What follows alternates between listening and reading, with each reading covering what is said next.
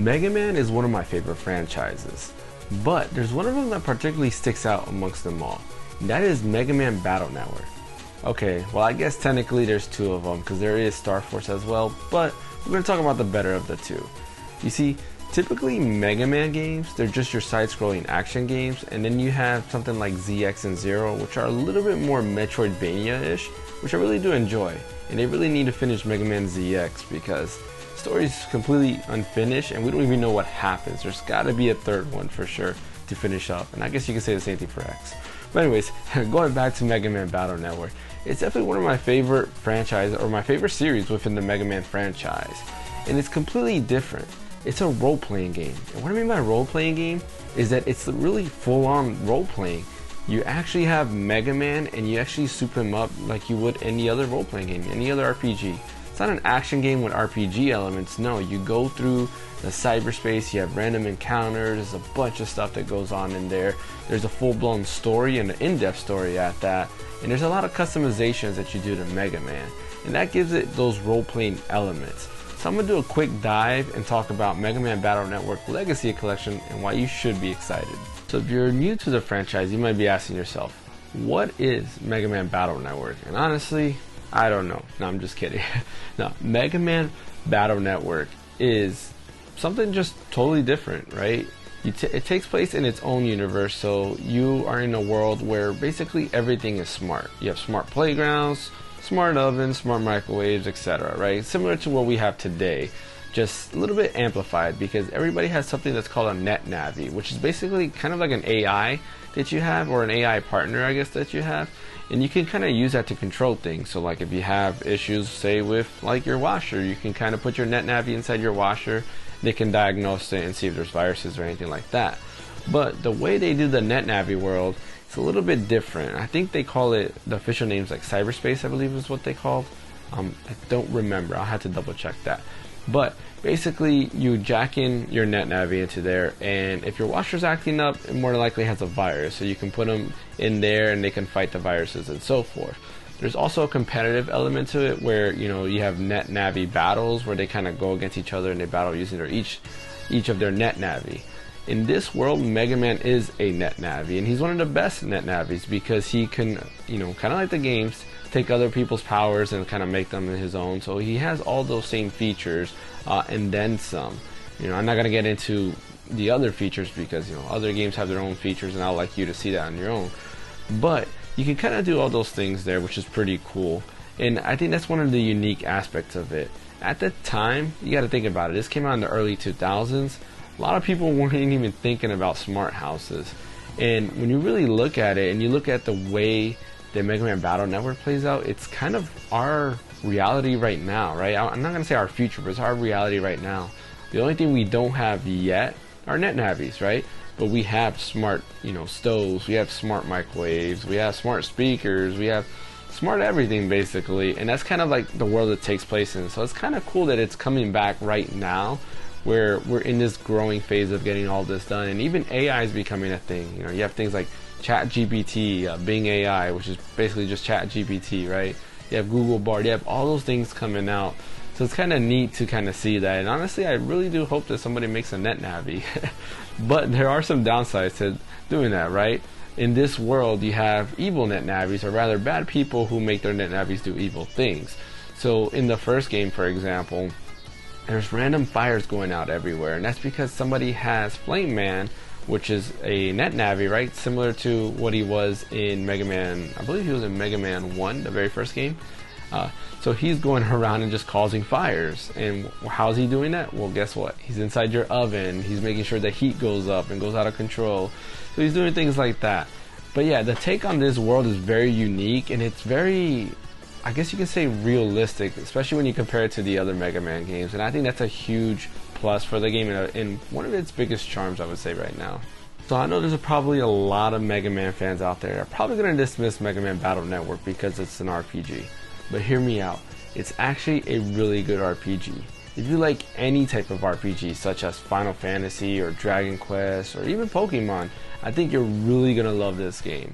I mean, what makes it very different from those is actually the way it does its battle system. Typically in RPGs, specifically like Pokemon, right? You get into a random encounter, you're in a battle, and everything's turn-based. Well, in Mega Man Battle Network, everything is not turn-based. What happens is when you do get into that random encounter, you're on a grid-like plane, and basically you can move around. You have 6 different areas you can move around, and the enemy has 6 different areas, or enemies rather, because you can battle more than one person. And what you do is actually you dodge attacks, you shoot attacks, and then you have what's called battle chips. They are used to upgrade Mega Man's attacks or attack using certain things such as a sword, which, you know, Mega Man fans know that Mega Man's never really had a sword except for X when he got Zero's sword. But that's the neat thing about it, you see. These battle chips allow you to kind of customize your gameplay and Mega Man to however you like him to be. For example, if you want Mega Man to just be doing cannons and like heavy hits, you can do that. Or maybe you want Mega Man just to be really close range. You can go ahead and use a sword, and you can use, I believe it's called area steal, where you can steal kind of like the enemy's fighting plane and add more to your area. So instead of you having 6 areas that you can move to, now you can move to 9. So it's pretty cool. There's a lot of cool things that you can do with Mega Man customized, and everybody's going to have their own play style. And I think that's what makes it different from other RPGs. But there's a lot more going on than just that makes it different. One thing that I really enjoyed about the Mega Man Battle Network franchise is basically their unique take on having multiple versions. You see, they weren't the first one to do that. No, you had something like Pokemon Red and Blue where you had 2 different versions and they had 2 different types of Pokemon that you can catch. But with Mega Man Battle Network, they kind of went a little bit above and beyond. You see, outside of not just having different battle chips or anything like that, but some of the games had totally different stories, such as Team Proto Man and Team Colonel.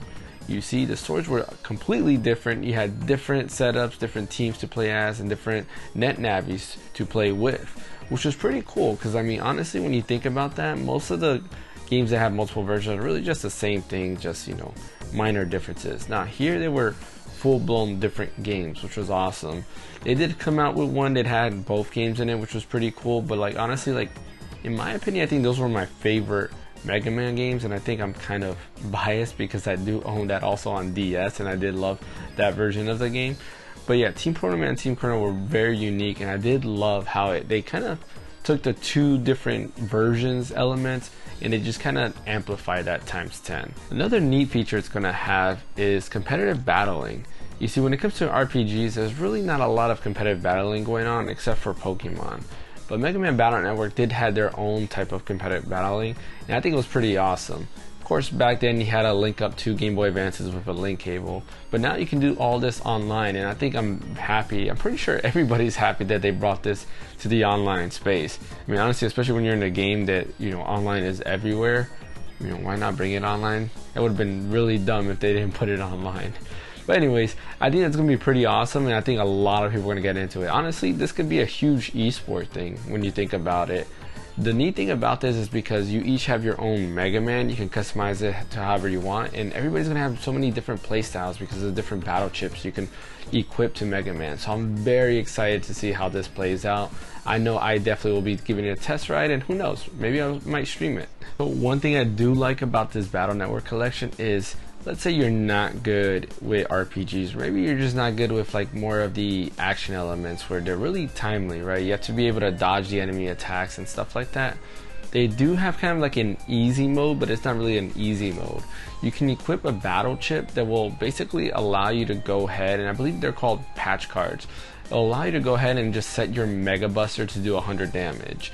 And most of the enemies you fight are not going to have 100 health, and if they do, I mean, that's a lot of damage you're going to be doing. So basically with your basic Mega Buster, you can just kill an enemy in almost one hit. Sometimes bosses might take 2 or 3 hits, but it makes the game a lot easier. So if you really just want to know about the story, or maybe you've already beat a game but you just want to go ahead and replay it because you enjoyed it and you don't want to go through the difficulty or anything like that, because it can get pretty difficult at times, you can just enable that patch card that allows you just to basically make your Buster just destroy everybody, which is pretty cool.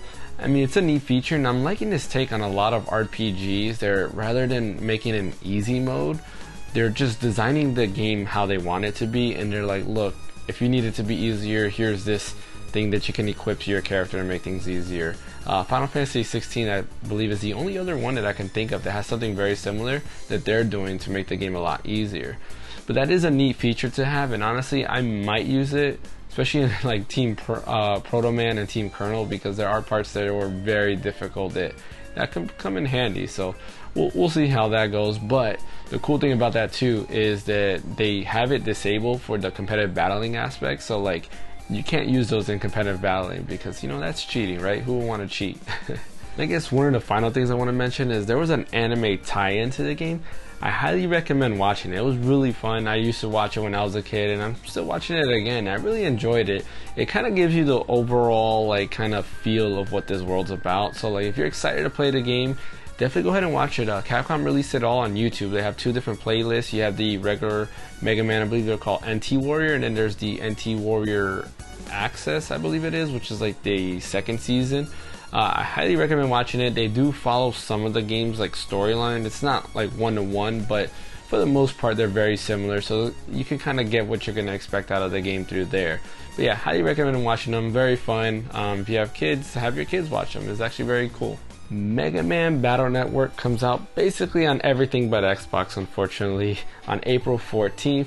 I'm super excited. I already got it pre-ordered. Can't wait to play it. I'll be playing it on my PC and Steam Deck because, you know, Steam Deck's the way to go because it's a portable game, right? So you want to play it portable. But highly recommend it. It's going to be out on Nintendo Switch, PlayStation, PC, you know, all the good stuff. Fortunately, I don't know why it didn't come to Xbox. It's kind of weird because Xbox had every game. Yeah, they've had every Mega Man game. They had the collections, they had everything. So it's kind of weird that they're being left out of this. But yeah, anyways, thanks for watching. If you do enjoy this video, don't forget to like and subscribe. We do have a goal of 250 subscribers this month, so please help us hit that goal. Share the channel to everybody, and we're really trying to hit that goal. We do have a special surprise as well. If we do hit 250 subscribers, or rather when we hit 250 subscribers, we're going to be doing a video game relay race.